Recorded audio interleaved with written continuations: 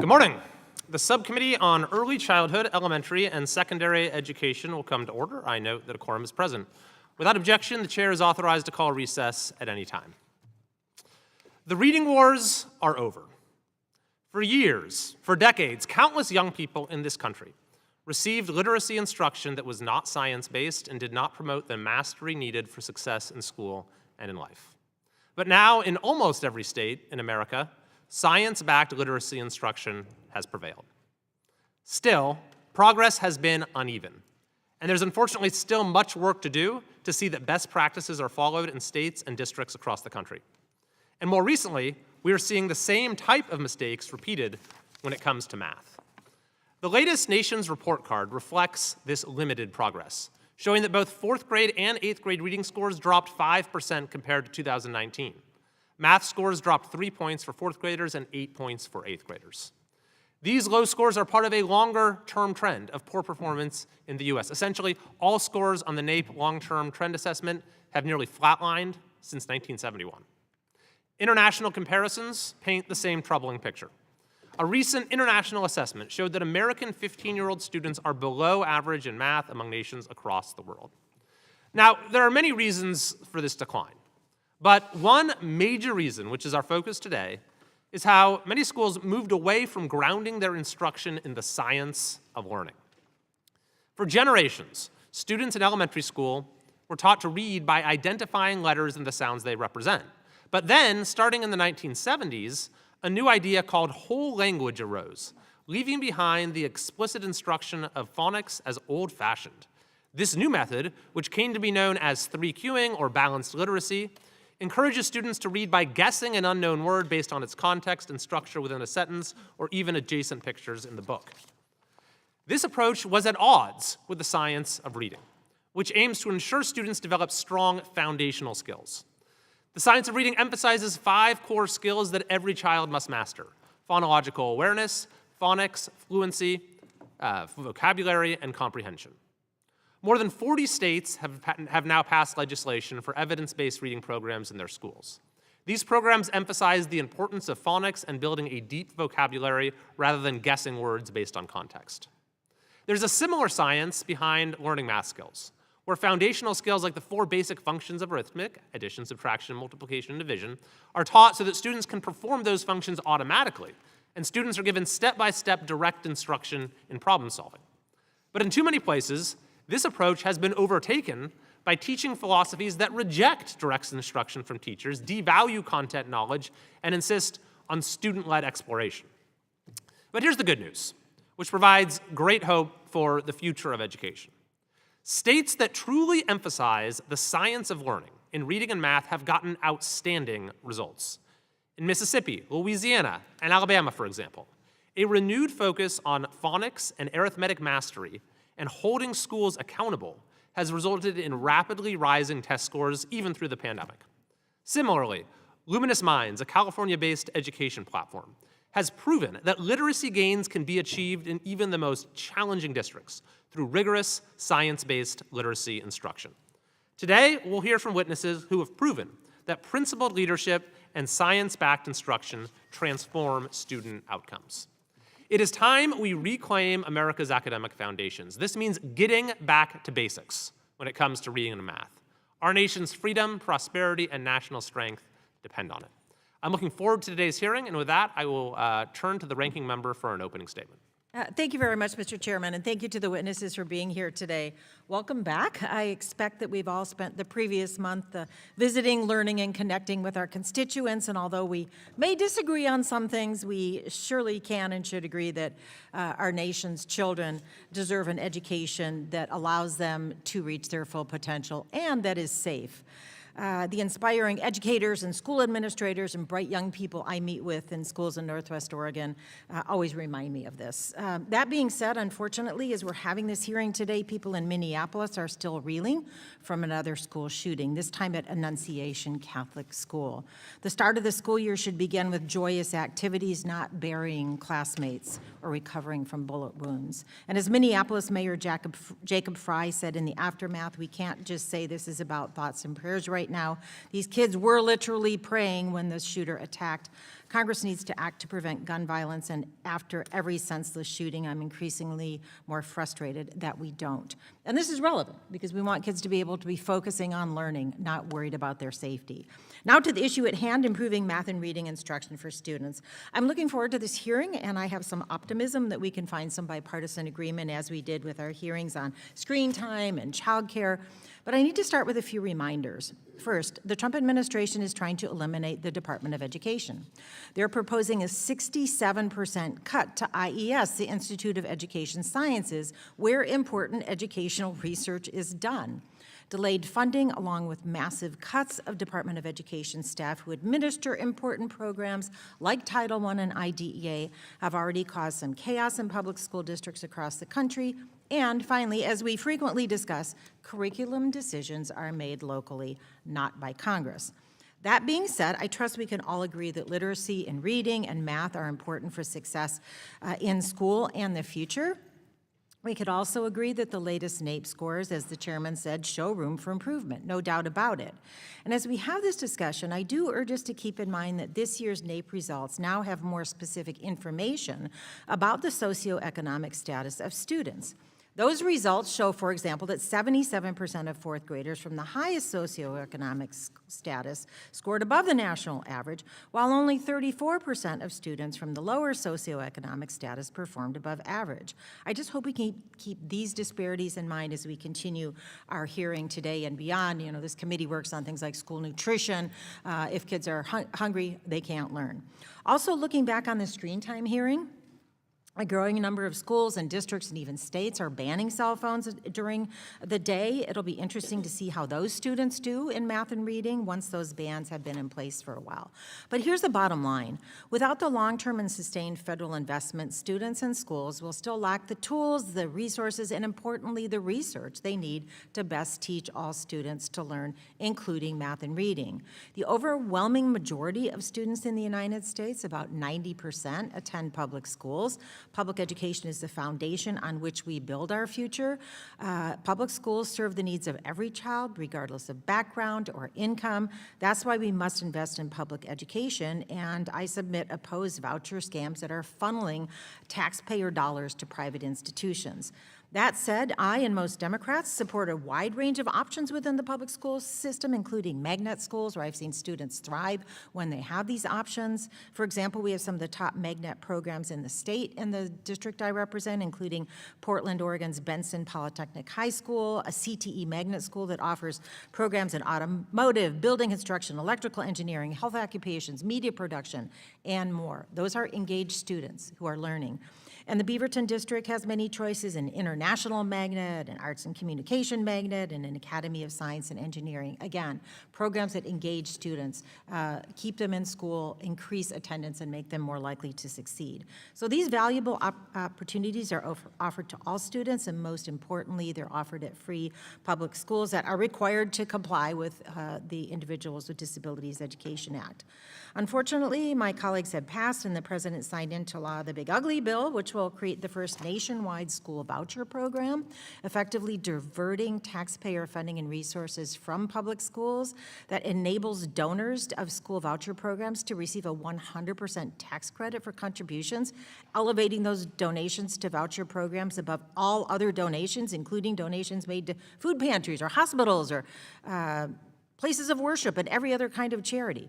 Additionally, the new law will allow individuals earning up to and including 300% of the area median gross income to qualify to use vouchers to send their children to private schools, including religious schools. An analysis by the Institute on Taxation and Economic Policy found that this new private school voucher program could cost $56 billion per year, more than all current federal K-12 spending combined. As I said before, there's room for improvement and families want to have options, but the newly established National School Voucher Program is counterproductive and will make things worse for the majority, at 90% of students who attend public schools, which is especially concerning in rural areas, like in parts of the state that I represent. There are no other options. They're already short on funding. There's no other school that a student could use a voucher for. So instead of spending time and resources on voucher schemes that don't work, and I'll be introducing a very recent study proving proving that Congress should focus on holding the Education Department accountable for carrying out its mission to promote a high-quality education free from discrimination for all students. I look forward to the conversation. I yield back the balance of my time. Pursuant to Committee Rule 8C, all members who wish to insert written statements into the record may do so by submitting them to the committee clerk electronically in Microsoft Word format by 5 p.m. 14 days after this hearing. And without objection, the hearing record will remain open for 14 days to allow such statements and other extraneous material noted during the hearing to be submitted for the official hearing record. I will now introduce our witnesses. Our first witness is Dr. Cade Brumley, the State Superintendent of Education for the state of Louisiana, for Baton Rouge, Louisiana. Our second witness is Chandra Roden, the founder of Luminous Minds in Loomis, California.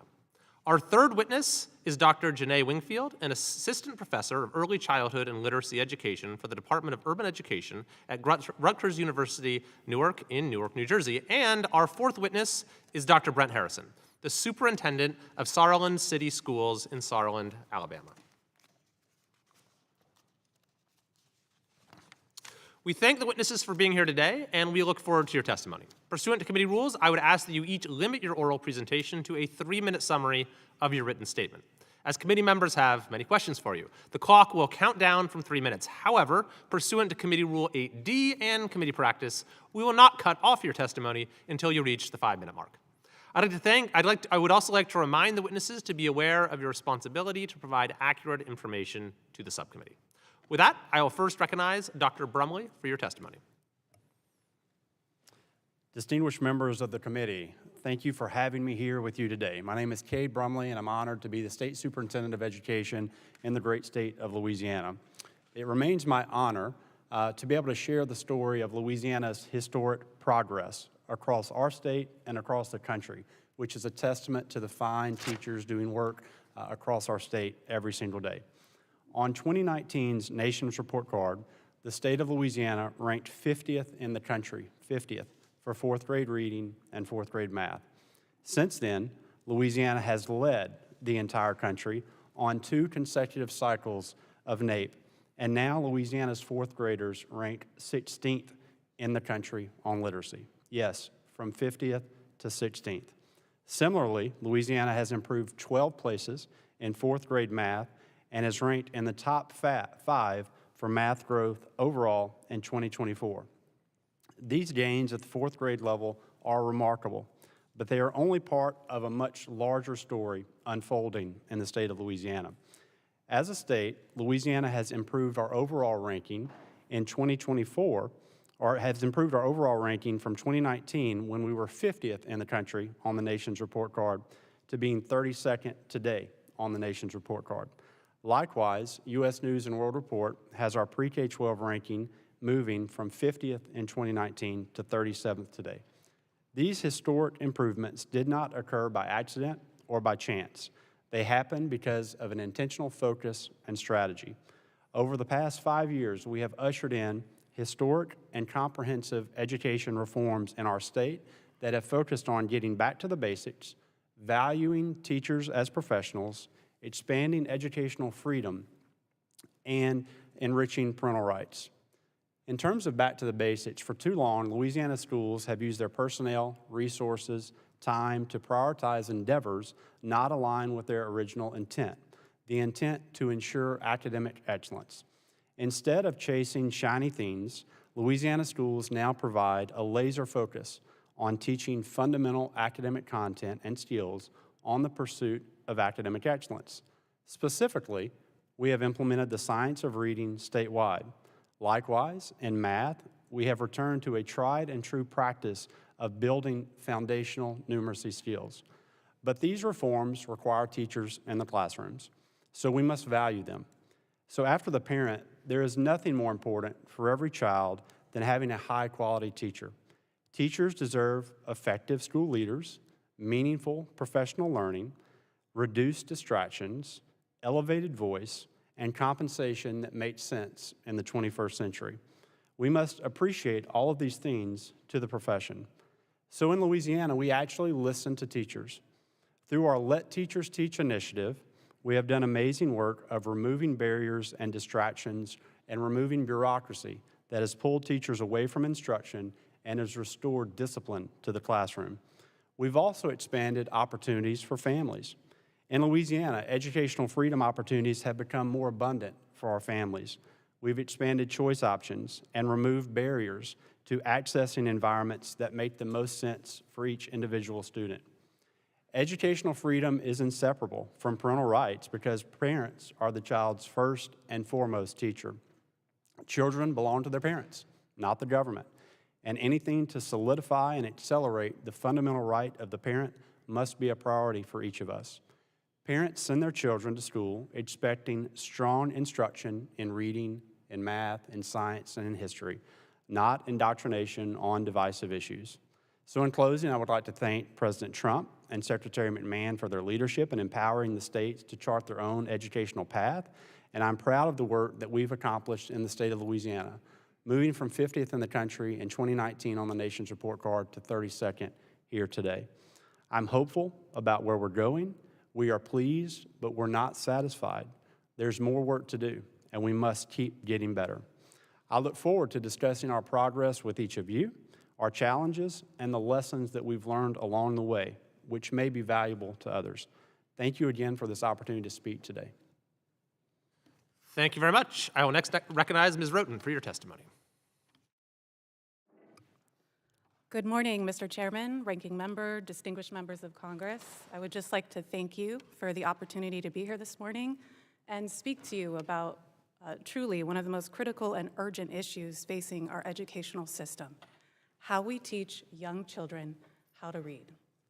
My name is Chandra Roten, and I'm the CEO and founder for Luminous Minds, an educational platform that provides science of reading aligned resources, stellar professional development for teachers, and works on family engagement initiatives, supporting districts, schools, and intervention programs across our country. Before founding Luminous Minds, I had the privilege of serving in public education for over 2 decades. As a classroom teacher, an instructional coach, a principal, a curriculum expert, most of this time being in Title I schools working with our at-risk students. My passion has always been literacy, and today I'm here not just as an educator, but as an advocate for children all over our nation that are depending on us to get this right. Let me begin with a reality that is both heartbreaking yet also motivating. As shared by our chairman, according to the most recent NAEP data, only 33% of fourth graders in the United States are reading at or above proficiency. That means 67%, 2 out of every 3 children, aren't. Unfortunately, this is not a new reality. Since 1992, our national reading scores have hovered between 29 and 37%. And despite decades of reform, the needle hasn't moved. In plain terms, more children in this country can't read than can. But here's what's even more troubling. We know what works, and we haven't consistently implemented it. The science of reading is not a trend, and it's not a theory. It's a body of decades-long research from fields like neuroscience, cognitive psychology, linguistics, and it tells us how the brain learns to read and exactly what's required to teach it effectively in our schools. Reading is not a natural process. Unlike speaking, which children acquire effortlessly just through basic exposure and interaction, learning how to read is a very complex cognitive task. It literally requires rewiring of the brain, where we have to connect visual, auditory, and linguistic pathways so that we can make meaning from print.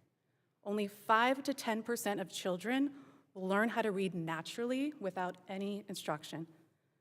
For the rest, that's 90 to 95%, success depends on direct, explicit teaching through structured literacy as promoted in the science of reading.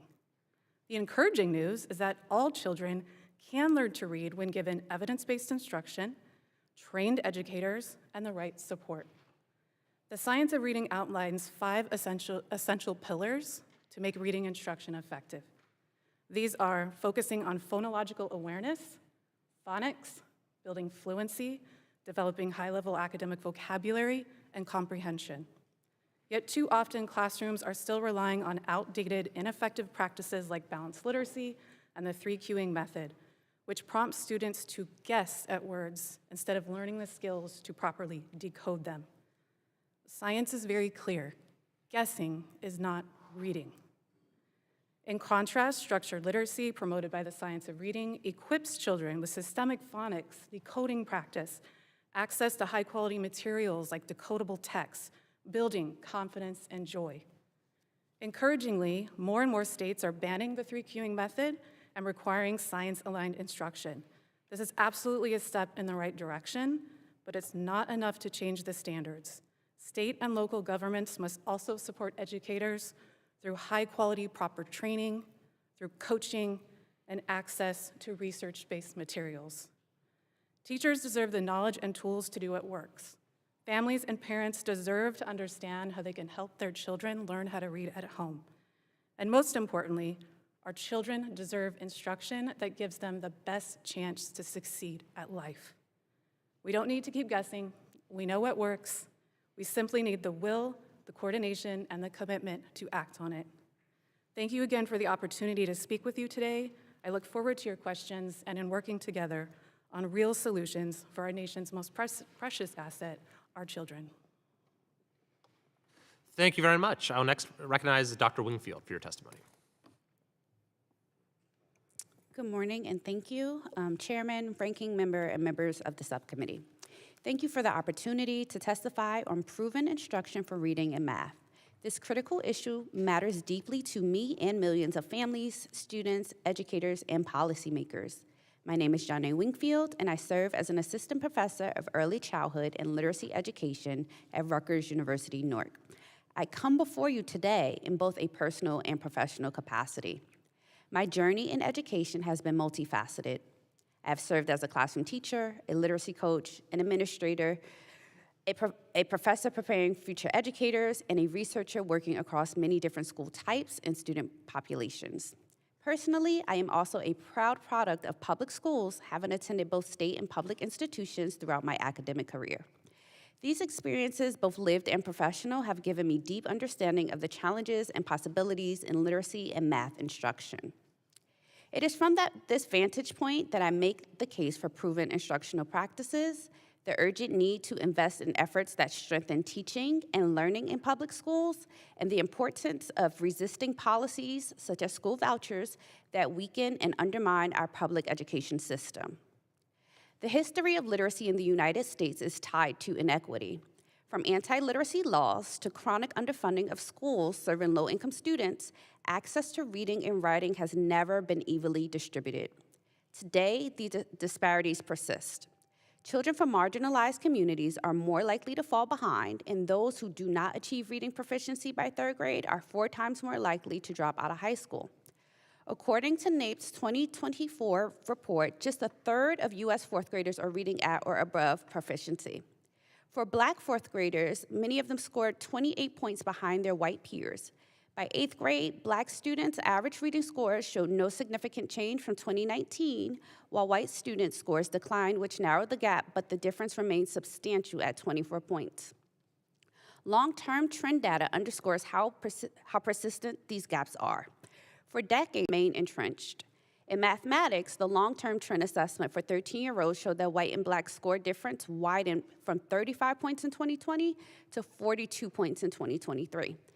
This gap does not reflect Black students' capability. Rather, it calls into question whether our instructional practices and classroom environments are truly designed for all children, and a reminder that math achievement is not separate from literacy. Understanding word problems, following multi-step instructions, and explaining reasoning all depend on students' access to and use of academic language and literacy skills. Students who struggle with reading often struggle with math, not because they lack ability, but because they cannot access the language in which math is taught. Investments in literacy are therefore investments in all learning and in long-term success of our students. To ensure those investments have impact, literacy instruction must also acknowledge and honor linguistic diversity students bring into the classroom. The science of reading has provided valuable insights into how children learn to decode and recognize words. But we must remember that students come from diverse linguistic backgrounds. They speak different dialects, regional varieties, and languages at home. If instruction does not reflect these realities, students can be misunderstood, mislabeled, or left behind.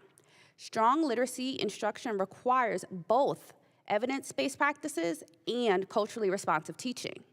Teachers need sustained training and resources to meet students where they are, and that requires public investment that does not fluctuate from year to year. We have seen what targeted investments can accomplish. In New Jersey, districts like Union City, once considered at risk for state takeover, leveraged federal relief funds to mitigate learning loss during the pandemic, providing high-impact tutoring, extended summer learning, and expanded digital access. As a result, Union City has become a model for how equitable investment can transform student achievement.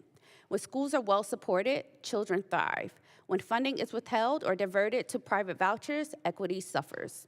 Students with disabilities are especially vulnerable. Federal laws guarantee access to education, but without adequate funding, schools cannot provide the individualized support these students need. Evidence-based interventions, specialized instruction, and assistive technology all depend on predictable, sustained investments. Public schools are not just educational institutions. They are community anchors. No, teachers should not be expected to serve as social workers or sacrifice their own well-being, but they must be equipped with training in anti-bias practices and social emotional development so that they can support the whole child. And the whole child can only engage in learning when they are safe, well-nourished, healthy, and stably housed. Public schools provide stability, safety, and opportunity for children and families. When federal support is frozen or inconsistent, programs collapse, staff shortages worsen, and students lose access to the very resources that allow them to succeed. Investing in public schools,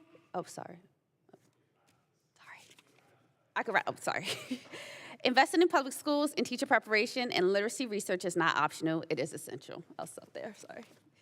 Thank you very much. I'll lastly recognize Dr. Harrison for your testimony. Good morning, and thank you for allowing me to be here today. My name is Brent Harrison, and I'm honored to serve as the superintendent of Saraland City Schools in Saraland, Alabama. Saraland City Schools opened in 2008 with just over 1,500 students. Today, we serve approximately 3,400 students, a 126% increase in enrollment over that time. Our student body is 73% white, 17% African American, and over half qualify for free or reduced lunch. Despite these socioeconomic challenges, Saraland consistently ranks among the highest performing districts in the state of Alabama. On the Alabama Comprehensive Assessment Program, which is our state accountability testing component, our students excel in English language arts, math, and science. Over the past several years, we've remained in the top 10 statewide in all three subjects as far as proficiency. In 2025, we ranked 5th in ELA, 6th in science, and 7th in math. These results are especially meaningful when you consider that our students are being compared to peers in the communities around the state of Alabama with median home prices nearing $1 million and household incomes of $300,000 a year. In Saraland, the median home income price is around $230,000. The average household income is $60,000. We attribute our success to a strong school culture, strategic curriculum choices made by the state of Alabama, and a relentless focus on data. During the COVID-19 pandemic, Saraland was one of the first districts to reopen in August of 2020, and we did not miss a single day of in-person instruction. Our blue-collar community showed up, and our students thrived. In our minds, our return to school and the classrooms led to a minimum learning losses across the board. In literacy, we follow the Alabama Literacy Act, which mandates proficiency on the ACAP reading subtest for 3rd grade promotion.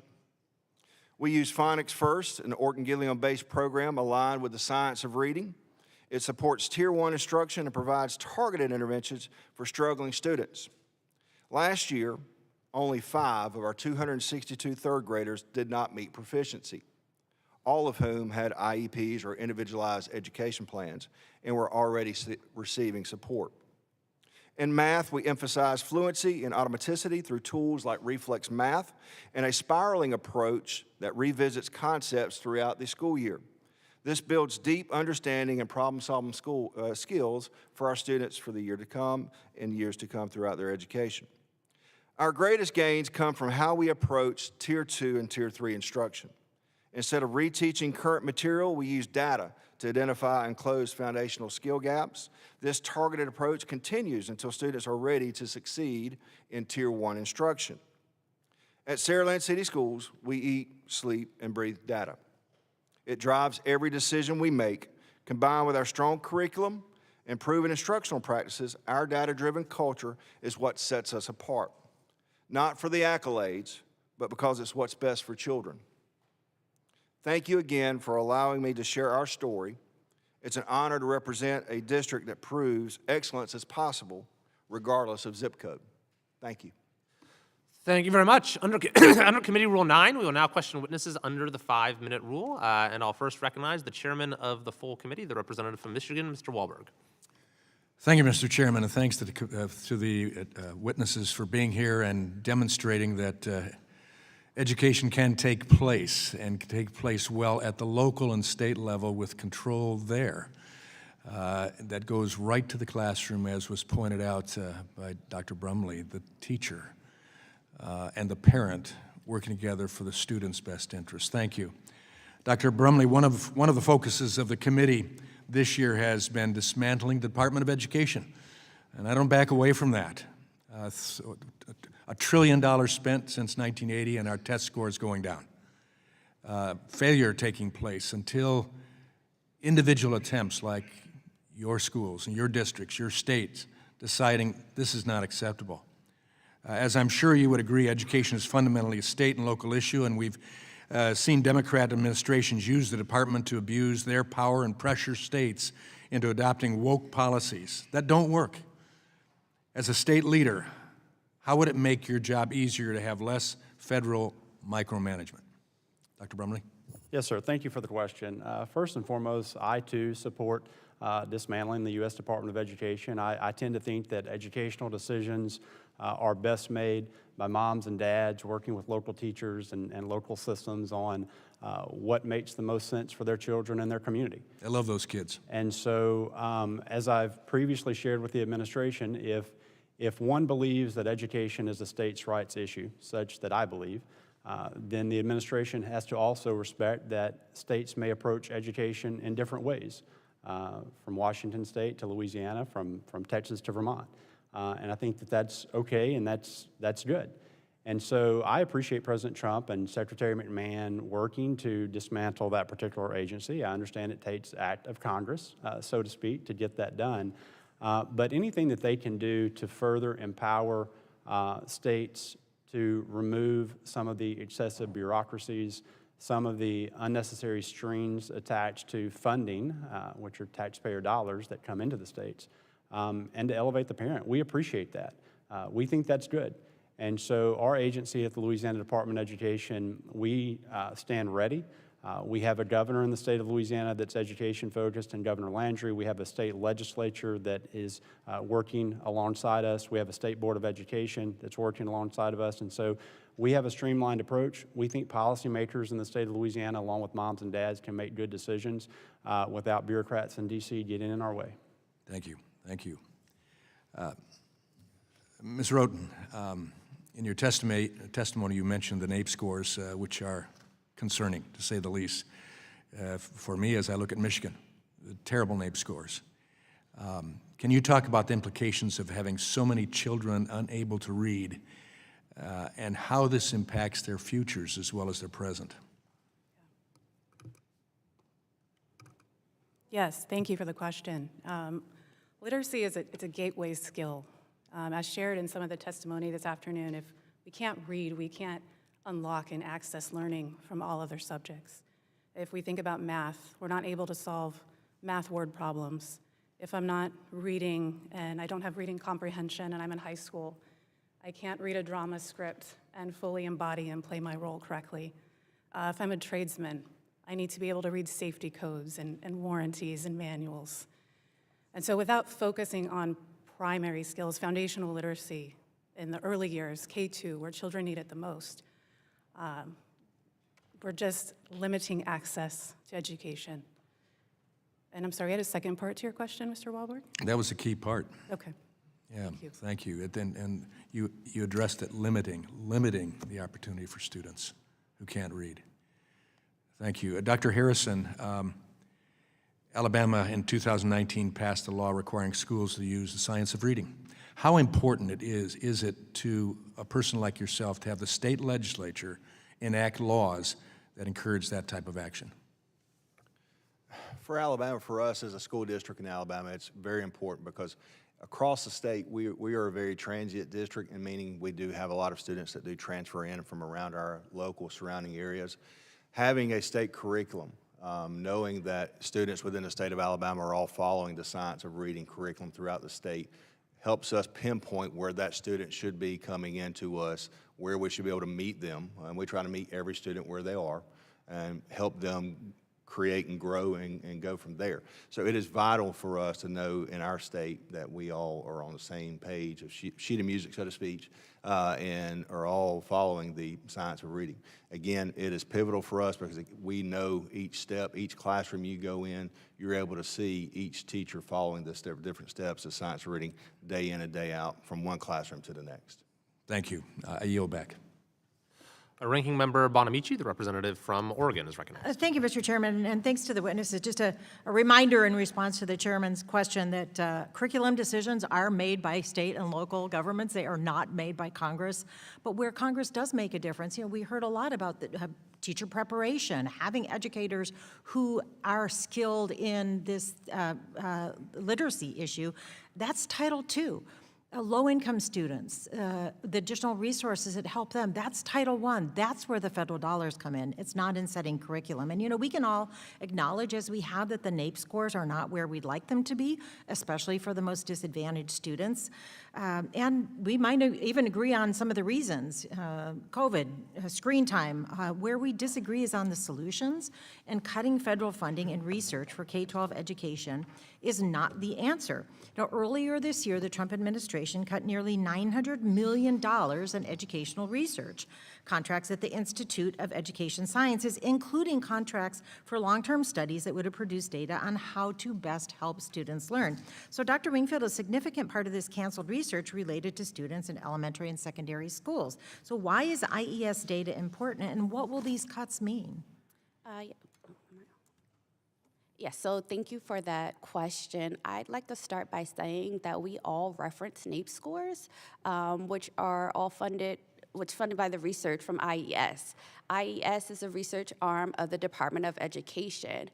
So we're all referencing these points, this data that's funded by what we're talking about cutting funds from, but we all use that data to inform our practice. Correct. IES funds practice and policy, and without that in place, we're going to be making uninformed decisions. In addition to that, we also talked about multi-tiered. Some of the practices that we talked about, IES also funds that. So these multi-tier practices that have been extremely helpful to moving scores forward in Alabama continuously are funded by IES to continuously improve those practices as well. So it would be harmful not just to those disadvantaged students, but to all students because we're taking away these data points that we use to inform. And we don't every day. really know what would happen to IES if the Department of Education is abolished. What happens to Title I? What happens to IDEA? What happens to the educational research? And Dr. Wingfield, this year's NAEP scores, as I discussed, have more socioeconomic information than previous years, showing that 77% of wealthier students scored above average, but only 34% of low-income students. What should we learn from that?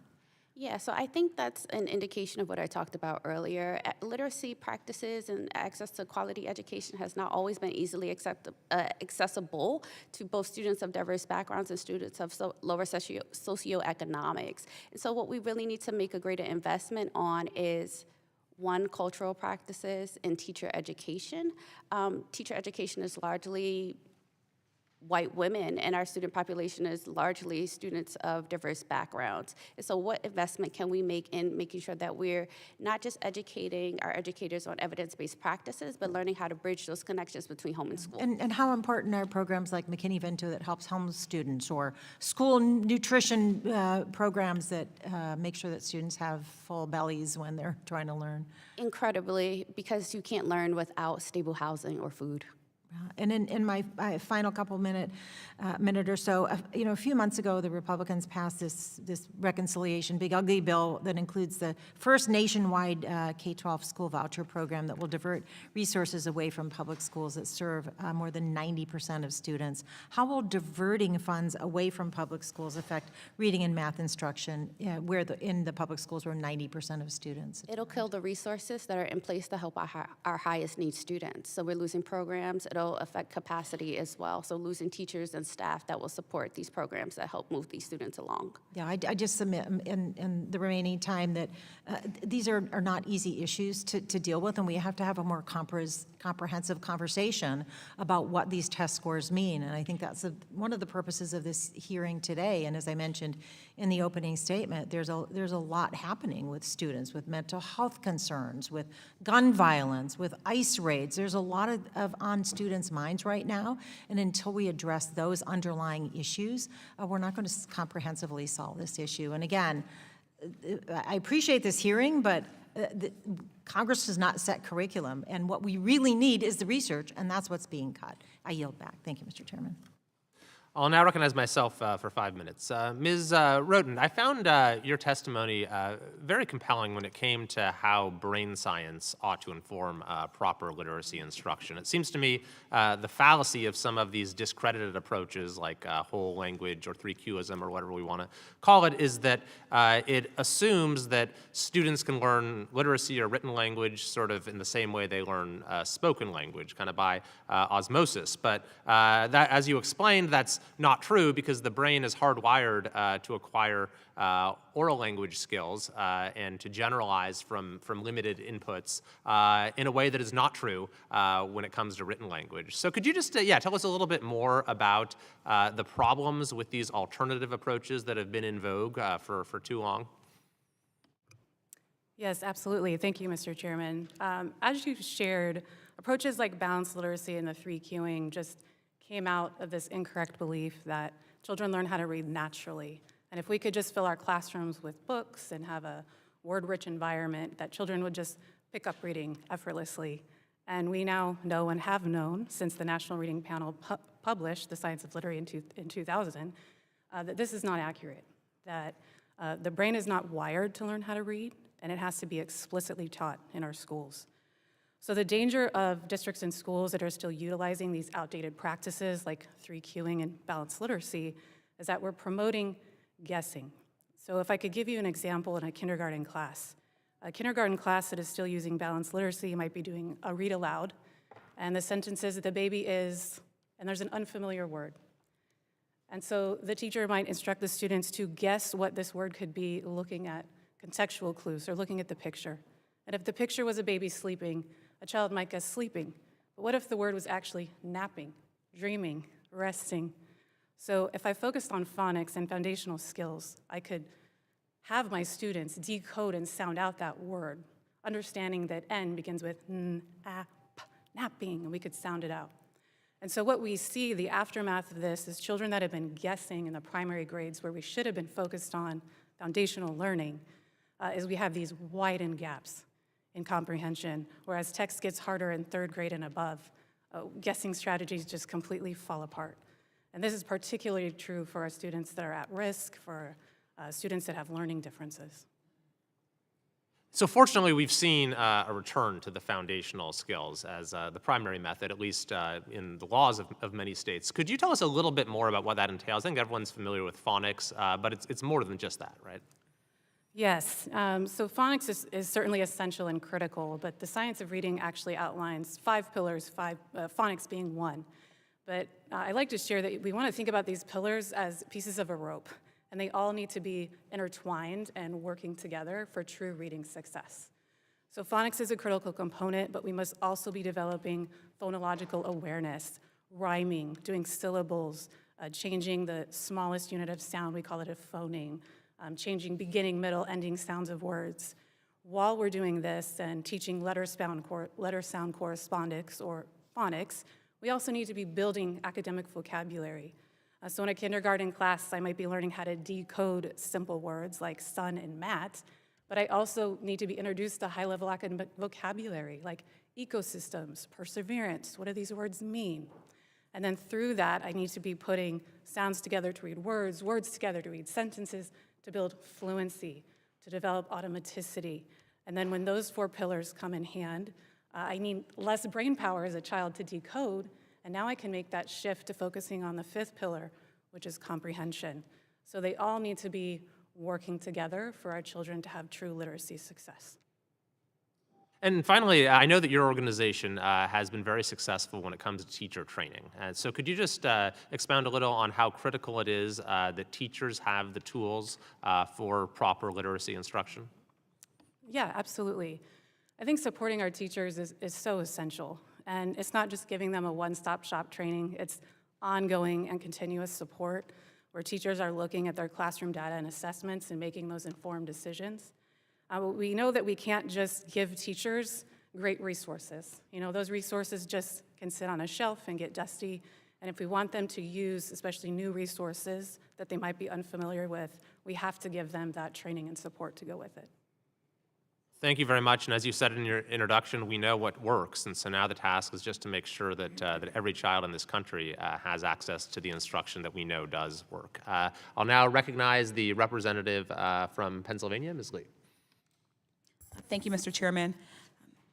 It should go without being said that children need to have quality reading and math instruction. We need to invest in these skills. That said, we also can't keep asking schools, educators, children, and families to do more with less.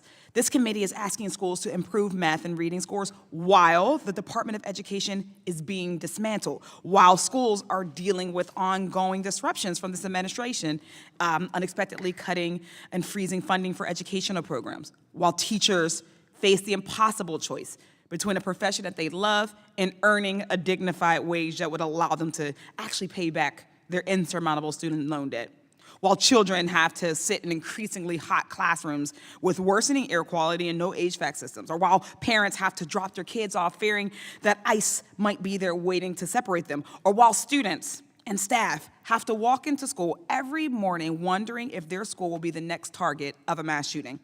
If you want to support children's math and reading, we need to make sure that they have safe, well-resourced learning environments. And yet, just last night, Republican appropriators in the House voted to slash $12 billion from the Department of Education's budget, including cutting about $5 billion from Title I funding, almost a 30% decrease. Title I funds provide instructional support, enrichment activities, math and reading interventions, and so much more to school districts that don't have the luxury of millions of dollars in a property tax-based revenue. Dr. Brumley, we appreciate you being here to share Louisiana's story with NAEP scores and other successes. Are you able to share how much Title 1A funding Louisiana received for fiscal year 24 and 25? Yes, ma'am. So we receive roughly $400 million. And just yes or no, do you think Title I and other federal funding for things like reading specialists, math interventionists, contributed to Louisiana's improvement in NAEP scores? I think we've used all of our funding sources very well in a strategy to get better results for kids. Certainly, and those ones specifically, did they contribute? I think we've used all of our sources So yes, really well. given that the administration is proposing a 15% cut to federal education funding, bringing investment levels back to those of 2010, what steps is Louisiana prepared to take to protect students' learning if that funding is reduced, particularly in districts that rely heavily on federal support? Yeah, so we're already engaged in academic return on investment procedures, and we've asked local systems to do the same. We want to make sure that we're focused on initiatives that matter most in that pursuit of academic excellence and teaching kids to read and do math.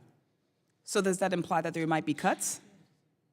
You know, we just received this information this morning, so obviously we would work with the administration, we'd work with the secretary to learn more about the impacts of said cuts. Thank you. We know that state budgets are not equipped to make up the educational funding shortfall that this administration is proposing. It's past time to abandon the playbook where the federal government removes the resources children need to succeed and then pushes them or punishes them, for failing systems. Dr. Wingfield, in your testimony, you highlighted that differences in race, income, and geography continue to shape who has access to high-quality instruction and who bears the burden when systems fail. Briefly, why is literacy instruction an equity and a civil rights issue? Having access to strong literacy or being literate within our society allows for economic mobility and stability.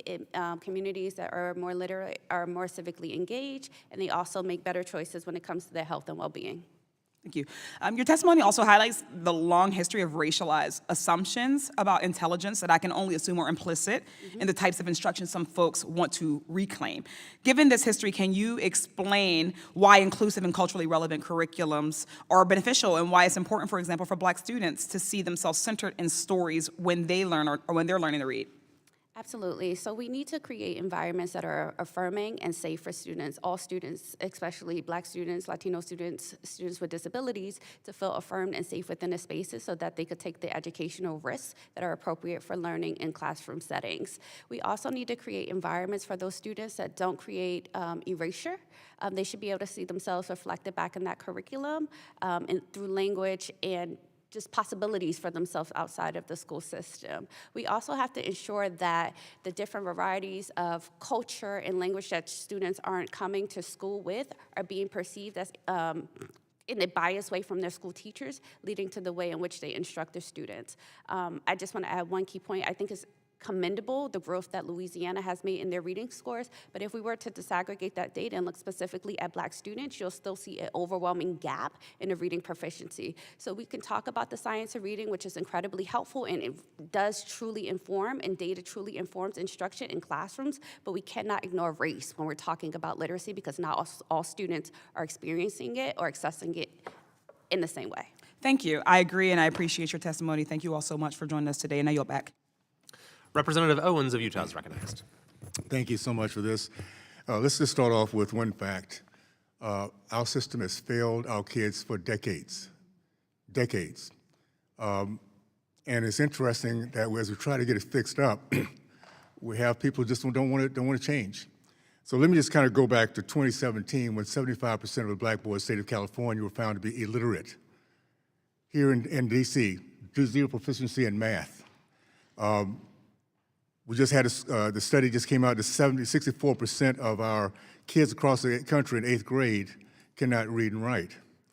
So no, it's time to change, and it's time to change with innovation with those that are at the table here looking at ways to get that done. I did a little AI stuff here, and I wanted to tie in ignorant and free can never be was one of the foundations of our country to make sure we're always presenting the smartest kids in the country, in the world. Is ignorance, this is AI, is ignorance the lack of critical thinking skills? Ignorance is primarily the lack of knowledge. It can be also stem from lack of critical thinking skills, especially when critical thinking processes are inefficient. Is there a link between math and critical thinking? Yes. By the way, we're failing our kids in math. Yes, critical thinking is strongly linked to mathematics, as math inherently requires analytical skills, logical reasoning, and problem solving. Is critical thinking tied into reading? Yes. There are strong established links between reading and critical thinking skills, with reading acting as a powerful tool for developing of abilities by improving comprehension and analysis and evaluation of information. That being said, we need to bring this process back to where we're getting our kids to think again. Dr. Brumley, first of all, good seeing you again. You mentioned in your Let Teachers Teach initiative, you said that teachers deserve efficient, effective school leaders, reduce distractions, and higher compensation. I agree with the compensation, particularly is based on merit. How is your state addressing these issues, and what is the effect on their academic results? So the fact that we have moved from 49th in the country on the nation's report card to 32nd today and number 16 on 4th grade literacy is a testament to the teachers. Roughly 3 or 4 years ago, we had about 2,500 teaching vacancies in our state. Now we've got about 1,000.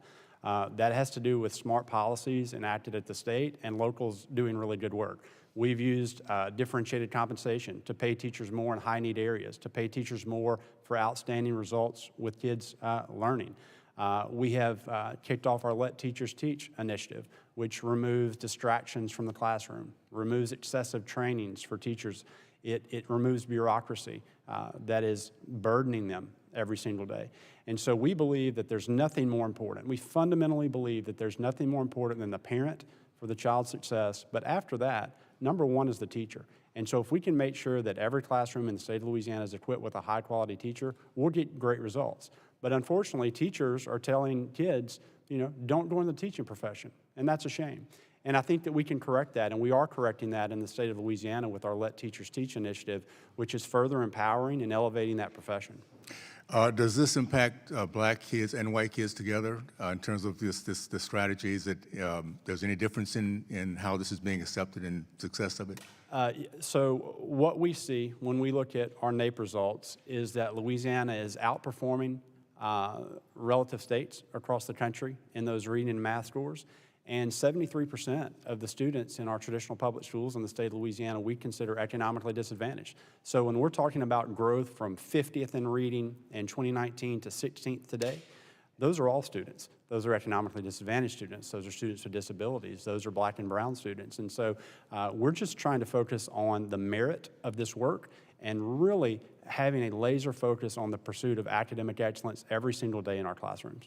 Okay, Ms. Rotten, I'm impressed with the evidence of the science of reading. What evidence would you give to teachers who want to teach reading effectively but aren't getting much support yet from their school leadership? Thank you for the question. I think the best advice I could give teachers is lean on the evidence. I mean, the teacher is so powerful in his or her own classroom, and there's a lot that we can do, even if an administrator or district hasn't adopted the science of reading, to bring structured literacy into our own practice. Things like just focusing on phonics and letter sounds. And if teachers should feel confident to be advocates, we can't argue the data. And I would encourage teachers to invite principals into their own classroom, observe a science of reading lesson, and just kind of use that as the force to push this forward at their own site. Thank you. Thank you for your innovation. Appreciate that. Are you back? Representative Adams of North Carolina is recognized. Thank you, Mr. Chairman, and thank the witnesses for being here today. Reading and math are the foundations, and they open every other door. If a child can't read by third grade, their chances of graduating on time plummet. If they can't master basic math, their pathway into today's workforce narrows. I know this not just from the research, but from more than 40 years in the classroom. I've seen students thrive when they get the right support early, and I've seen what happens when they don't. The nation's report card shows sharp declines in both reading and math, especially after the pandemic. The students suffering most are the ones who were already struggling: low-income students, English learners, and students with disabilities. And what makes this worse is that we know what works: teacher training, early intervention, high-quality curriculum, and strong public schools. But instead of investing in what works, the Trump administration has cut it away, canceling $600 million in teacher training grants. And their new budget proposes eliminating training altogether. You can't reclaim reading and math while cutting teachers off at the knees. Teachers are not the problem. Teachers are the solution, but they need tools. They need training and the support to do their jobs. Dr. Wingfield, welcome, and thank you for your testimony. I grew up in Newark. I'm very familiar with Rutgers State University. I graduated from high school there at West Side. But first, as a former college professor myself, I know that teachers are the heart of student success, but I also know that they can't do it alone. So can you tell us why teacher training is so integral to helping students learn to read and to do math? And what impact will eliminating federal teacher training funds have on classrooms and students? Absolutely, thank you. The same way learning to read doesn't come by osmosis, neither does learning to teach children how to read. It's a process, it's very structured, Again, I think we all agree that the science of reading is a very valid practice, but it requires that you learn it. Again, talking about language variations, us as the leaders or educators in those spaces also have language variations. And so our goal is to teach young people how to match sounds with letters so that they could potentially decode words on pieces of paper, but we need explicit training to be able to do that. So talking about literacy as a priority and then turning around and cutting the funding that supports it undermines that effort altogether, because teachers need that explicit training in the same ways that students need that explicit instruction in order for it to be successful. Thank you. It's kind of hypocritical too, I think. A bit. But thank you, and let me turn to another point. The administration says that it wants to prioritize evidence-based literacy through discretionary funds. But at the same time, it has a cut or proposed eliminating comprehensive literacy development grants and innovative approaches to literacy, programs that already help students and families every day. So do you have concerns about cutting these existing literacy programs, even as the administration claims to support evidence-based approaches? Absolutely, it's very concerning. Again, we have many vulnerable populations that will continue to suffer and not be able to advance in making progress in their literacy proficiency. And that harms communities overall. It impacts the well-being of communities as a whole when we don't have the resources in place to be able to support students in learning how to read. And that's, our demographics are also changing. So groups of people who are acquiring English, young people who are learning to read over time won't be able to make the economic mobility that's needed to sustain healthy communities. Okay, thank you. We also know that the gaps are widest for students who were already behind. So, Dr. Winfield, how can the federal government best support schools in closing these literacy and math gaps so that children in poverty, English learners, and students with disabilities don't continue to fall further behind? Well, I'd say stop cutting the funding and freezing the funding. That creates chaos within these vulnerable communities who rely on every dollar to create programming that addresses these issues with our young people within our schools. It's also really important for IES to be able to maintain its capacity, again, because a lot of the research that comes out of IES informs the practices that are happening within the schools. And we also use that data to have targeted programming for students at need. Thank you. Well said. I yield back, Mr. Chairman. Representative Miller of Illinois is recognized. And thank you, Chairman Kiley, for hosting this hearing and for the witnesses for attending. I'm a mom of 7, grandma of 23. I started my career in public school. I'm deeply passionate that our children can learn basic skills and learn to read. A child that cannot read has been damaged for life. And I think that my friends on the other side are trying to turn this into a discussion about race again.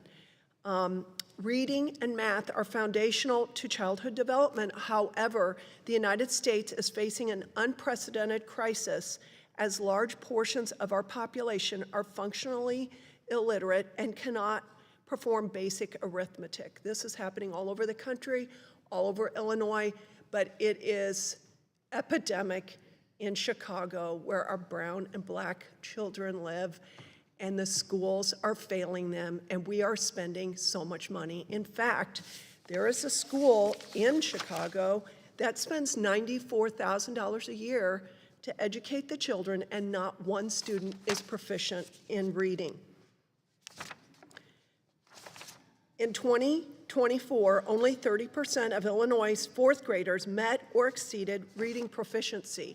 Also in 2024, only 38% of Illinois fourth graders met or exceeded math proficiency.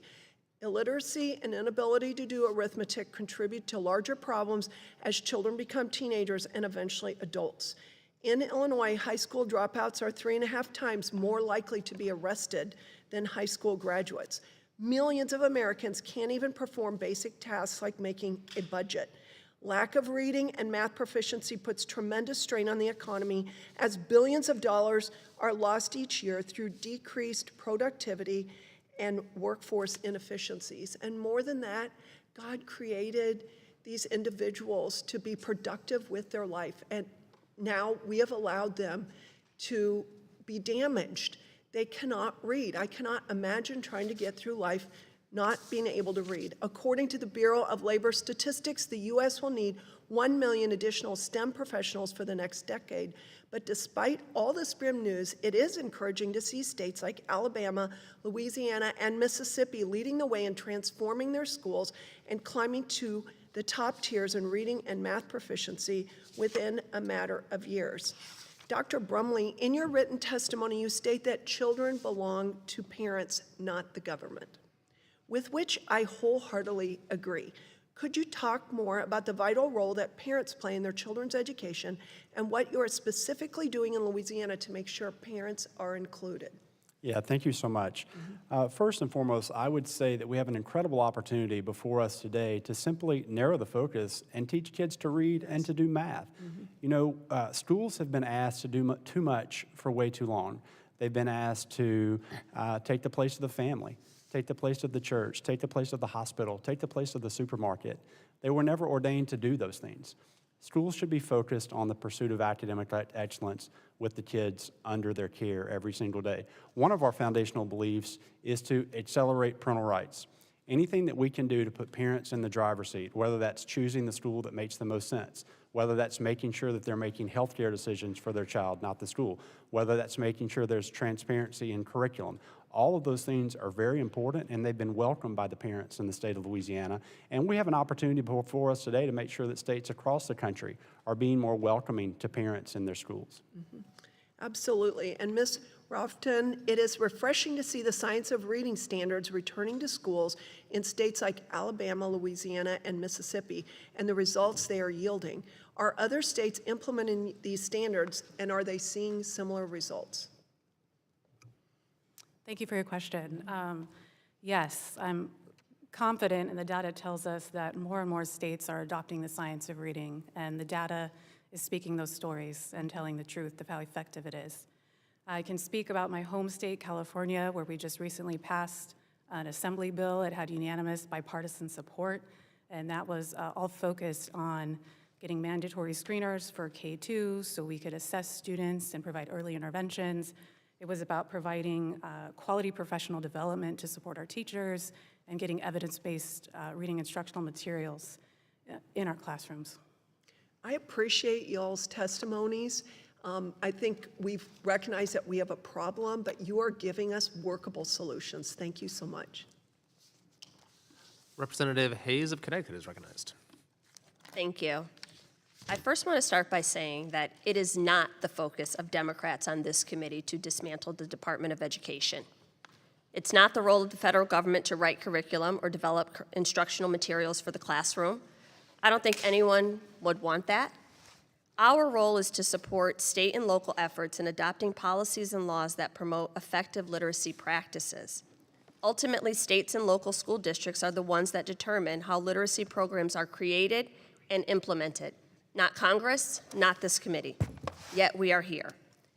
I just want to mention that, Mr. Bromley, you did reference the NAEP data and Louisiana's progress, but I would encourage everyone to disaggregate that data a little more, and you will see that white students are the ones who experience the largest gains, which demonstrates that access to these opportunities still exists. The Elementary and Secondary Education Act requires that states that receive Title I-A funds to teach and assess reading skills, language arts, mathematics, and sciences for specific grade levels. There are also other programs such as Title II Teacher Preparation that provide funding to help improve student academic achievements in reading and writing. This testimony from the witnesses is probably the best case for funding Title I and II programs at the Department of Education.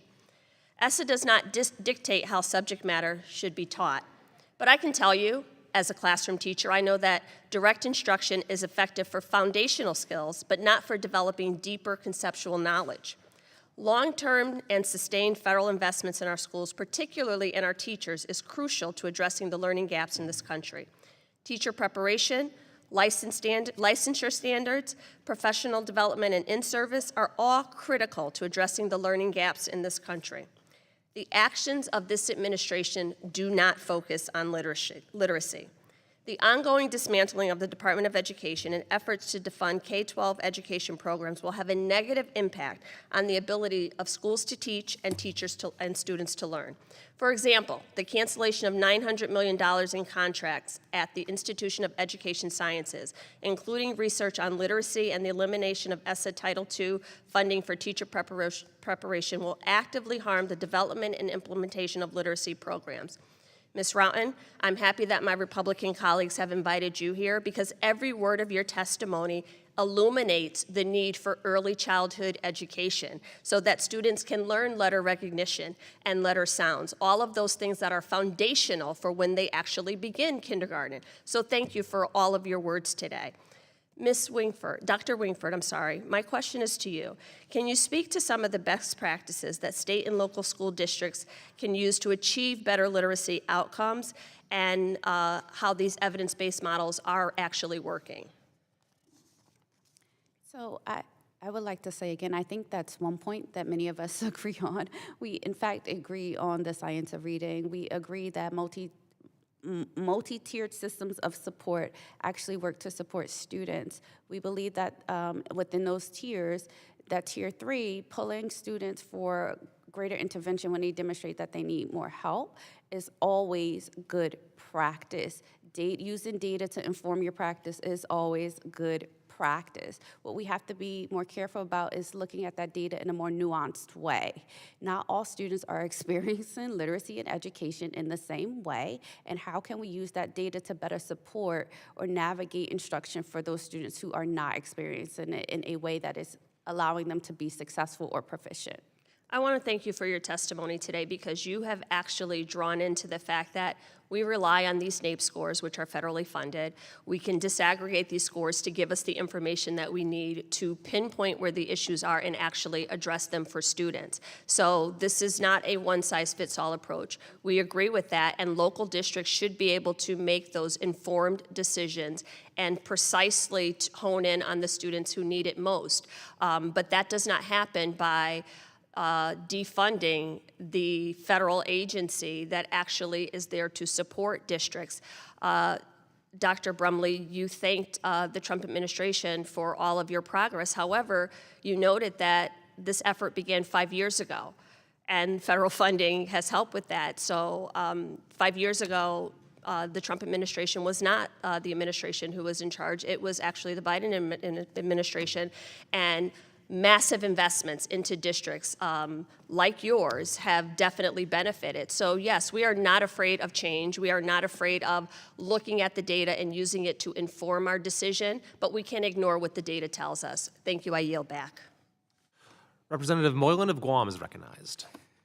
Chairman Kelly and Ranking Member Bonamici, thank you for hosting today's important hearing on literacy and numeracy. The nation's report card shows a decline in both 4th and 8th grade reading and math scores. There's no reason why in 2025, 2/3 of our children should be failing behind. Perhaps even worse, the long-term trend assessment shows scores have been nearly flat since 1971. The math just doesn't add up, and we need to be innovative in our approach to education and support students, educators, and families to achieve to the highest possible level. Dr. Brumley, since implementing the Let Teachers Teach initiative, what worked best for improving educational outcomes and what could use improvement? Yeah, thank you so much. So first of all, reliance on DC is not going to flip the trajectory for educational outcomes across this country. We need reform within the states. That's what we've done. In terms of literacy, we banned 3Qing. We trained all K-3 teachers across the state on the science of reading. We went into the colleges and worked there. We tutor all of our kids needing support. We give screeners multiple times a year. We do parent notification so then they know the status of their kids' ability to read. We do 3rd grade promotion policies. So we have taken a policy-centric approach to making things better in our state, and that's where the reforms have to come from within the states. What I would suggest to you is that our Let Teachers Teach initiative has been really important. From that information, we have banned cell phones in all of our classrooms across the state of Louisiana, which has been so impactful. We have taken a stronger approach on making sure that schools are peaceful and they're orderly so that teachers can teach free from distraction and students can learn free from distraction. And these changes have been overwhelmingly well received by teachers in our state. And that's why we've cut teaching vacancies by over 50% over the last few years. The teacher is so fundamentally important. And I'm not aware of any teacher in the state of Louisiana that is relying on DC for their training, for their curriculum, any of those things, as has been mentioned earlier. What we need to do is we need to, as much as possible, block grant, formula grant directly to the states where state leaders, moms and dads can make decisions alongside their teachers on the best way to get better outcomes for kids without additional bureaucracy here in DC. We know that employees at the Department of Education, DC, many of them have been removed or no longer there. We haven't felt one single impact from that in the state of Louisiana. We just need the funds to flow directly to us so we can make decisions in the best interest of our kids. Well said, sir. Thank you. Mr. Harrison, congratulations on Saraland. That's excellent of what's coming around. And so what does Saraland do differently in its school educator relationships that causes such a high performance outcomes? I think when you look at the culture of what we've established at Saraland City Schools is primarily what's turned, I guess, for us. We take a teacher-led process in the fact that any programs, any type of programs that we put in the classroom, we get our teacher leaders on board first, train them, get them professional development, and then we go back and do a whole professional development with our entire staffs. And so you have buy-in from all of our teachers that way. It's not something that's directed from the administration. It's something that is led by our teachers, and that's something I would say within the science of reading and what we're doing with our math curriculum. Our teachers are the ones that were the boots on the ground, so to speak, getting the training, getting everybody behind the programs, and that's, I think, a big reason why we have a lot of success in English and math. One other thing, the education is fundamentally a non-federal issue when it comes to curriculum building. So how can the federal government empower districts to further enhance literacy and numeracy rates? I think from a standpoint of trusting our state leaders, obviously Governor Ivey and our governor and our state superintendent, Eric Mackey, have done a phenomenal job with directing the state of Alabama. Our NAEP scores have jumped tremendously in the last several years. Trusting in our elected folks and our appointed folks, I think, is pivotal. And again, I think we've got great leadership within the state of Alabama. Thank you to our witnesses. Mr. Chairman, I yield back. Representative Mannion of New York is recognized. Thank you, Mr. Chairman. Thank you to the witness for participating here today and joining this important discussion. Reading and math skills are fundamental in setting our students up for lifelong success, both in and out of the classroom. To open doors for future generations, improving proficiency and student achievement in these core subjects should be a national priority. As a former public school teacher of almost 30 years, and someone who represented almost 400 teachers in a teacher association, and is the spouse of an elementary school teacher, an early literacy expert, an instructional coach who develops culturally responsive curriculum. I've seen firsthand how the teaching profession has changed and benefited from new evidence-based approaches, including the science of learning. As I was the Teacher Association president in a school district that implemented the science of reading, there was great skepticism from many of the teachers that had taught reading for a long period of time. And it was implemented not starting at the kindergarten level, but broad-based all the way across the board. And I can tell you that the teachers experienced intensive training in preparation for this implementation, and the success was resounding and the buy-in was massive. But classroom instruction is just a part of the equation, and for our country to truly raise the bar in reading and math, our students need strong support systems. We need intensive teacher training and professional development. We need high-impact tutoring, mentoring, after-school programs, and health and wellness support.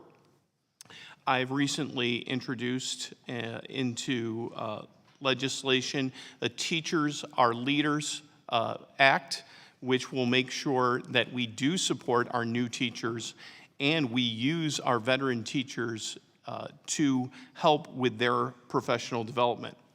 So it is troubling to see what's happening in this administration in a critical time in our country, that we are creating a federal voucher system that is going to divert taxpayer money to private schools, terminating critical education science research, withholding billions in funding for our K-12 schools, canceling AmeriCorps grants that directly support youth literacy and one-to-one tutoring. So my question is for you, Dr. Wingfield. I appreciate your written testimony discussing these federal disruptions. Can you expand on how these actions are expected to impact reading and math skills for students with the greatest needs, including students that live in impoverished communities, students with disabilities, or English language learners? Yes, thank you.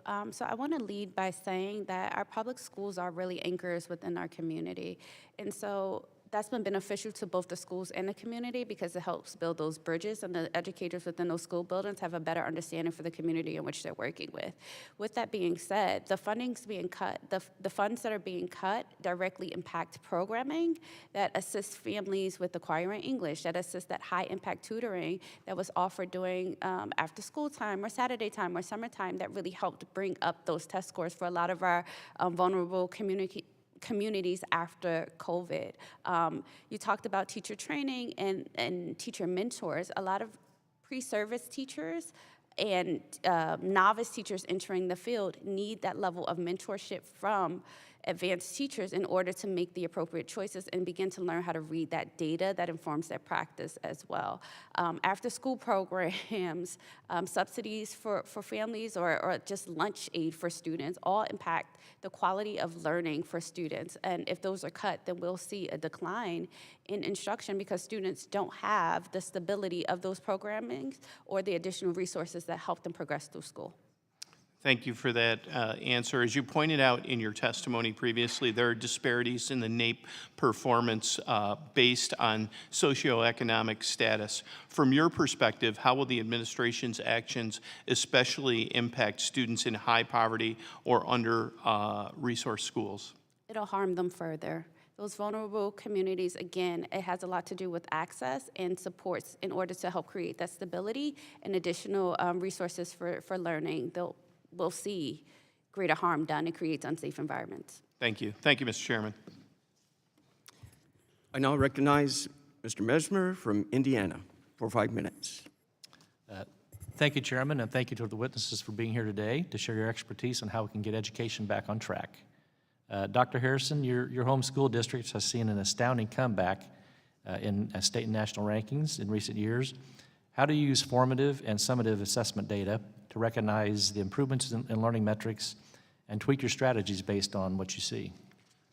For us, our formative and summative data is pivotal in how we assess our students. We try to meet every child where they are from an educational standpoint, and so we take that data and literally formulate educational plans for all of our students depending upon where they are with proficiency. And so at our elementary level, our instructional partners and our instructional coaches, as well as our literacy teachers, will pull students when they are deficient in reading and provide Tier 2 and Tier 3 intervention for them on a daily basis. And that also includes math as well once we get data back on their students. And so that is pivotal for us. And we believe in looking at data day in and day out. That's probably the secret to what we do, is looking at our data from our students across the board, starting in kindergarten. We provide them with formative tests to see where they are, and all the way through high school. It's something that we believe in. It's something we have found a lot of success in for us because it is our roadmap. If we don't know where they are, we can't help them get to where they're going. Excellent, thank you. Ms. Roughton, in your testimony, you shared steps the state and local government must take to increase effectiveness of learning in schools. How can we equip families with the resources they need to supplement their child's learning? Thank you for your question. I could speak for my home state, California. and the work that I do with Luminous Minds, that we focus on family engagement initiatives. And a big part of that is just giving parents knowledge and resources and how they can better work with their children at home. I would like to recognize that the parent is a child's first, best, and most important teacher. And one simple thing that parents can do is just read to their children as much as possible. But there are many districts in California that are partnering with local agencies that are bringing in family literacy nights, parent workshops to teach parents about the science of reading and strategies that they can utilize at home to help develop their child's literacy. Is California one of those states that's transitioned to the science-based reading models? Yes, we're a little late in the game, but we just recently had an assembly bill passed with bipartisan support that's going to require evidence-based reading instructional materials within the classroom. There's a big emphasis on coaches and professional development training for teachers and making sure that we properly assess our students. Thank you. Dr. Brumley, your state has also greatly improved in their educational outcomes in the past couple of years. In your opinion, how does removing federal bureaucracy and sending educational choice back to the states help states like Louisiana in their mission to improve literacy and numeracy? So I'm honored to tell Louisiana's historic education progress. We've been long challenged educationally. I'm thankful to our governor, Governor Landry, our legislature, our state board, and then the educators across the state that are doing amazing work. My conversations with the Trump administration, with Secretary McMahon, have been around increased flexibilities for states to make decisions in the best interest of children within their state. I appreciate education as a states' right issue, and I think that individual states ought to be able to make those decisions. I have not suggested reduced funding. I have not suggested removal of any law, such as IDEA or discrimination laws. We're just saying less bureaucracy, less strings attached, further empowering states to work with teachers and moms and dads, and we can continue to see results improve in the state of Louisiana, and that's what I'm here to ask for today. Thank you. Dr. Brumley, I also appreciate that you have focused so much on getting science reading into classrooms. How do you convince skeptical veteran teachers that the science of reading is rooted in evidence and not just a passing gimmick? Well, the results speak for themselves. For us to go from 50th in the country for fourth grade reading in 2019 to number 16 today, it didn't happen by chance. It happened because a set of policies were put into play, and the teachers across our state and the leaders across our state absorbed it, and they said, we can do this. We want to address this reading crisis together, and that's what we've done. And now we're taking on math. We believe that every kid's a math kid in the state of Louisiana, and we're going to make sure those outcomes for math mirror those for literacy. Okay, thank you. Thank you for your answers, and I yield back the remainder of my time. I now recognize Mr. Harris from North Carolina for 5 minutes. Thank you, Mr. Chairman, and thanks to all of you on the panel for your incredible expertise and testimonies today that have given us some guidance and leadership. I want to just ask a couple of questions, really.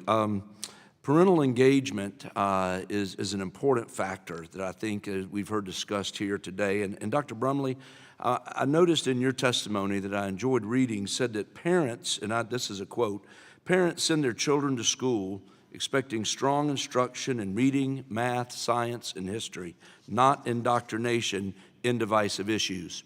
And I think you're spot on. I agree 100%. And across the country, we've seen parents that have become outraged at a lot of places at the ridiculous indoctrination that is happening in many of the schools.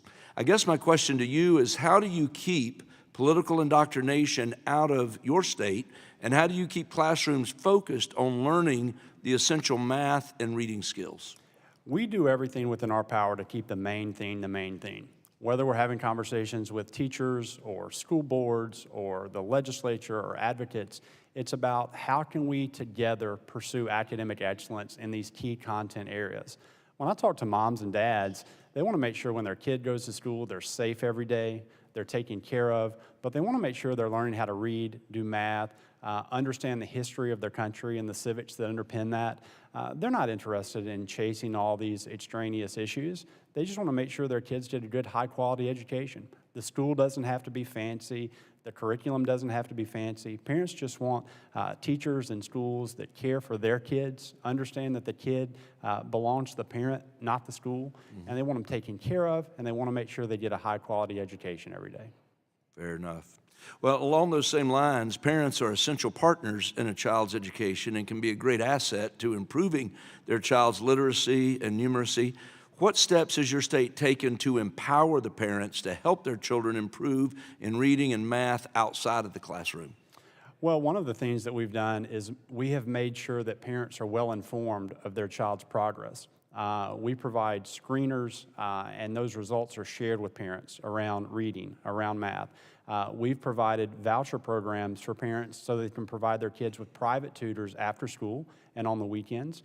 We've increased access to curriculum so parents can understand what's happening in the school. And one of the most important things that has been so well received by our parents in the state of Louisiana is making sure that parents understand that they're in charge of health-related issues with their child. The child's not going to the hospital when they go to the school. They're going to an academic institution, and parents are making those decisions. All right, very good. Thank you. Mrs. Roten, let me just talk to you for a moment about the comments that you made, which have been excellent. And my daughter's a first grade teacher, and the science of reading is very important to her. And as well as my wife is an 8th grade American history teacher. So education's a big part in our household. But too often we hear about lowering standards in the name of equity. And I want to ask you, do you agree that raising expectations and pursuing excellence in math and reading is the real path to opportunity for every child, regardless of background? Yes, thank you for your question. I absolutely believe in high expectations for all students. We should be teaching our children using age-appropriate, high-quality resources in the classroom. And in my work in the primary space, that's extremely important. We never want to be dumbing down our instructional practices. We want to maintain the belief that every child can and will succeed and rise to expectations with rigorous curriculum, given the proper instruction in the classroom. Well, as you said in your testimony, and I quote, literacy is the foundation of opportunity, equity, and civic participation, and end quote. And states and teachers, I think, should support learning methods that will push all of our students to do their best, not lowering standards because others can't keep up. So I do appreciate the testimony and all of you again for your time and what you've been willing to share today. And with that, Mr. Chairman, I yield back. The representative of the ranking member of the full committee, Representative Scott of Virginia, is recognized. Thank you, Mr. Chairman. I want to thank the witnesses for being with us today. And notice we have a state superintendent and a local superintendent, and ask them that the Every Student Succeeds Act requires an identification of achievement gaps and a plan to eliminate those achievement gaps. Can you say what's going on in Louisiana and Saraland to comply with those requirements? Thank you for the question. We're most interested in every student in our state getting an outstanding education. I think number one, it comes with making sure that every student has access to a high-quality teacher. So many of our initiatives around cutting vacancies have been really impactful. Next, making sure that local systems are delivering on high-quality instructional materials for students is really important. The other piece, I think, or two pieces that I think work hand in hand. One is school and system-level accountability, making sure that systems and schools are doing the job that they're tasked to do and providing the public with an honest look at school quality. I think that's important. And then finally, another piece that matters a lot is tutoring. What we've done in our state is made sure that every student who's not yet proficient in an academic content area, particularly in elementary, receive that additional support during the day, but also parents have the opportunity to utilize voucher programs in the evenings and in the weekends to get additional support beyond the school day. And so I think we have a pretty robust approach to this, and I think our results will continue to improve. Thank you. Dr. Harrison? Yes. At a local level, with what we do, obviously we give all of our students formative tests to see where they are. From that test and that data, we're able to design Tier 2 and Tier 3 instruction to bring them up to the level of what their peers are. And from that point, we coordinate with our teachers to ensure that they're receiving the scaffolds that they need so they're not getting left behind with Tier 1 instruction. So it is a very coordinated effort with our teachers at all of our schools. We also provide tutoring after school at all of our schools at different levels at different times depending upon subject area. So we try to provide our students with as many opportunities outside of the school day as well as take care of them during the school day with the Tier 2 and Tier 3 instruction. And while I've got you, Dr. Harrison, the American Rescue Plan had money to address lost learning due to COVID. What did you do with the money, and did it make a difference? For us, with a lot of the money we received from the COVID relief, we were able to shift some of the things that we were paying for, whether it be personnel and or medical equipment, things of that nature. We were able to provide more professional development to our teachers through that funding. Did it make a difference? Yes, sir. Thank you. Dr. Wingfield, you mentioned equity. Does that require lowering standards? No. Equity does not require lowering standards, and we should always have high expectations for our students of all backgrounds. What's important to note is that equity requires us finding the appropriate entry point to best support that student to bring them to the level of proficiency. Thank you. And does research suggest that some children may or may not respond to one reading instruction technique better than others? Yes, and sometimes we have to use different techniques to support different kinds of learners. And Ms. Rowden, did you find the same thing, same kind of research, that some students respond to different techniques and strategies for teaching? Yeah, I mean, definitely every child learns in unique and different ways, but when we're talking about literacy, the science of reading was very clear that this was the most successful practice for all children. That was our children that were at risk, that was our children with learning differences and special needs. It was the same story for our proficient or advanced children. Thank you. And Dr. Wingfield, can you talk about the importance of disaggregated data to properly understand what's actually happening? Absolutely. So I think throughout this entire testimony, we talked a lot about growth in school districts, but when you look at the data, you'll see that gaps between white students and black students are large. Specifically in Louisiana, I believe this past year's fourth grade data had a 32-point difference. And so what that indicates to us is that there's something happening where it's not accessible to those same students. And it doesn't require, again, to dumb down your curriculum. It requires that you find the appropriate entry point to bring all students to proficiency. I think, too, just very quickly, it's very also important to follow that data for students with disabilities as well. While the science of reading works for all students, I genuinely believe that it does not show up or look the same in every classroom setting, again, because of cultural, racial, linguistic differences. And so how can we address those? Thank you. And Mr. Chairman, I'd ask the witnesses to provide us with any research that we actually ought to be reviewing. We've talked about science and things like that. Rather than give opinions, if you could provide us with research that we ought to be reviewing, I think it would help us make decisions. Thank you, Mr. Chairman. I yield back. Thank you very much to all our witnesses. I'll now recognize the ranking member for closing remarks. Well, thank you very much, Mr. Chairman, and thank you for your testimony and your expertise, all of the witnesses. I agree with Representative Hayes, who was a National Teacher of the Year, that you've made a great case for funding Title I, Title II, Institute of Education Sciences. You know, public education in this country has been chronically underfunded for decades, and too many students are suffering because of it. Even though local and state governments are primarily responsible for school funding, the federal government has a very important role to play in closing opportunity gaps. But instead of making these critical investments in public education, the Trump administration is threatening to dismantle the Department of Education, closing the doors of opportunity for scores of our nation's students, and that's a tremendous loss of potential. And I note that those who say, well, we support Title I, IDEA, and these other programs, the Department of Education monitors and enforces those programs and operates them. Without the Department of Education, we don't know what will happen to them. The administration and Republicans are touting voucher schemes as a solution, but as Dr. Wingfield testified, vouchers take a much-needed funding from public schools and give it to wealthy families to subsidize sending their kids to private schools. And plenty of evidence shows that vouchers do not improve academic outcomes. They allow a few students to slip out, but they leave poor and rural students with fewer resources and fewer opportunities. They lack transparency and accountability, and their misuse of taxpayer dollars. And I'll note that the majority points to declining NAEP scores as a reason for increasing private voucher schemes and predatory school choice initiatives, but they have yet to produce any test scores that prove that students who attend private schools are outperforming public school students.